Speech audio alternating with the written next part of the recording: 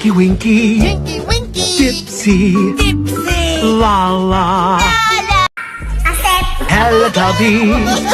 Teletubbies, say hello!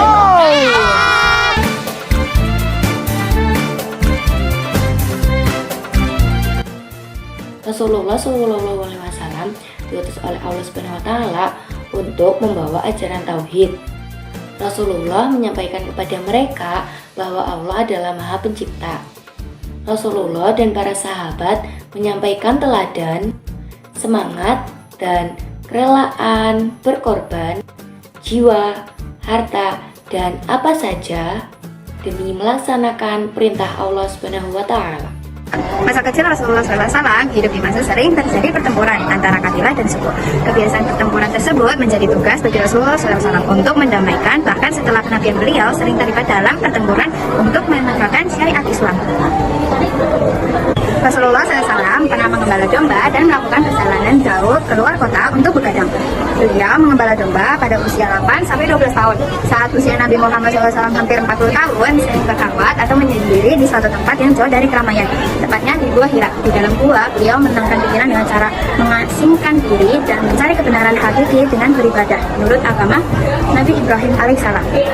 Dakwah secara sembunyi-sembunyi adalah wahyu pertama yang turun di Gua Hira, menunjukkan bahwa Nabi Muhammad SAW telah resmi diangkat oleh Allah SWT sebagai seorang Nabi dan Rasul. Akan tetapi, peristiwa dan pengalaman pertama tersebut membuat beliau gemetar. Setiba di rumah, Rasulullah SAW meminta Khadijah untuk menyelimuti dan juga menceritakan kejadian dahsyat tersebut. Setelah Rasulullah SAW menerima wahyu pertama, terjadi kesenggangan wahyu selama beberapa hari. Beliau diam dan termenung gelisah.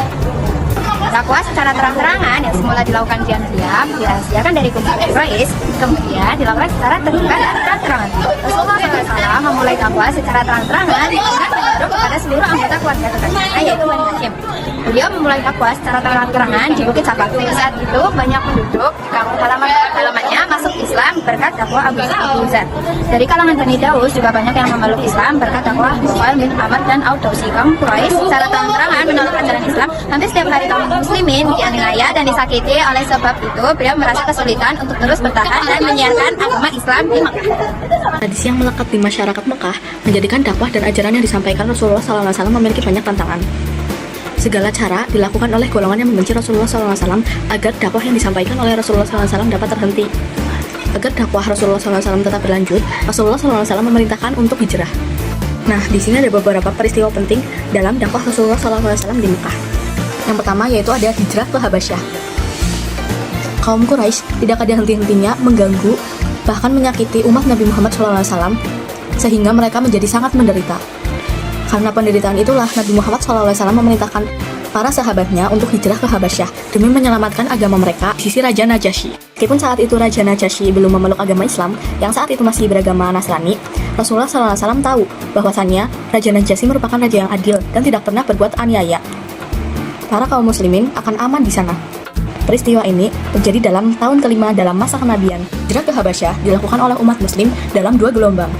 Dalam gelombang pertama, terdapat 12 orang laki-laki dan 4 perempuan. Selanjutnya, ada rombongan kedua yang berisi 83 orang laki-laki dan 18 orang perempuan.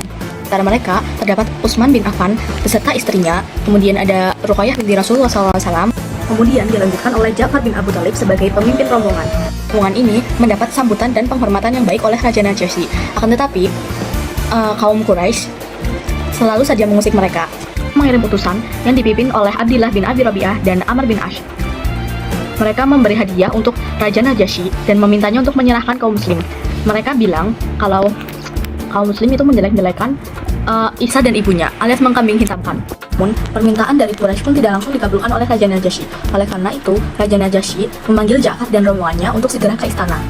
Najasyi pun menanyakan hal tersebut kepada kaum muslimin.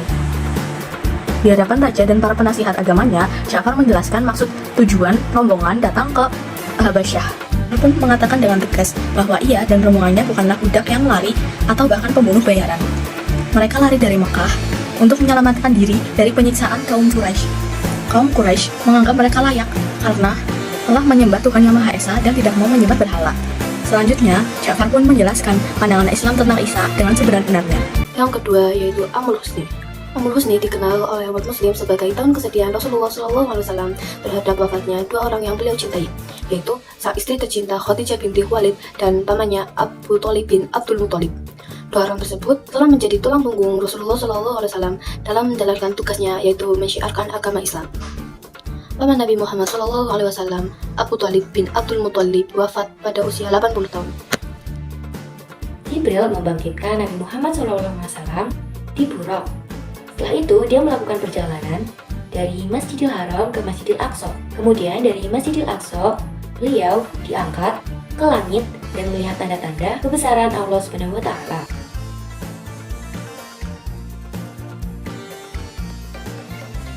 Asal-usul masyarakat Yasrib yang memeluk Islam adalah 6 Bani Khazraj dari Yasrib yang bertemu Nabi Muhammad SAW ketika dia berada di Bukit Aqobah sekitar Mekah pada musim haji tahun 11 Hijriah.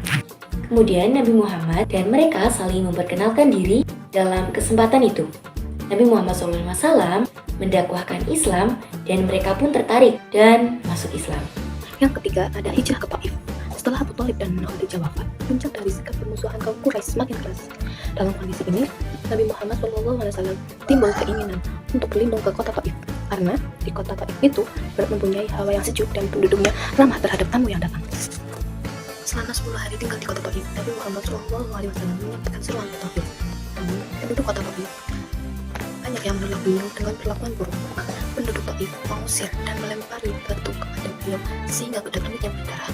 Akhirnya, penduduk Taif mengusir dan melempari beliau dengan menggunakan batu sehingga kedua tumitnya berdarah. Akhirnya, beliau kembali melalui jalan semula untuk kembali ke Mekah dengan keadaan susah dan sedih. Adapun ada Baiat Aqobah Tsani. Tahun 622 Masehi, tahun ke-13 Kenabian, sebanyak 75 penduduk Madinah pergi haji ke Mekah dan memohon agar Nabi Muhammad SAW bersedia memberi ajaran agama untuk orang-orang di Yasrib. Dalam perjanjian ini, Rasulullah SAW ditemani oleh Abbas, paman beliau yang belum masuk Islam. Adapun isi perjanjian tersebut adalah sebagai berikut. Yang pertama, kami akan taat dan setia kepada Rasulullah SAW baik dalam keadaan senang maupun sibuk. Yang pertama, kami akan taat dan setia kepada Rasulullah SAW baik dalam keadaan senggang maupun sibuk.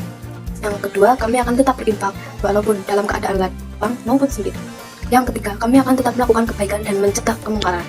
Yang keempat, kami akan tetap teguh membela kebenaran karena Allah Subhanahu wa Ta'ala tanpa takut dicela.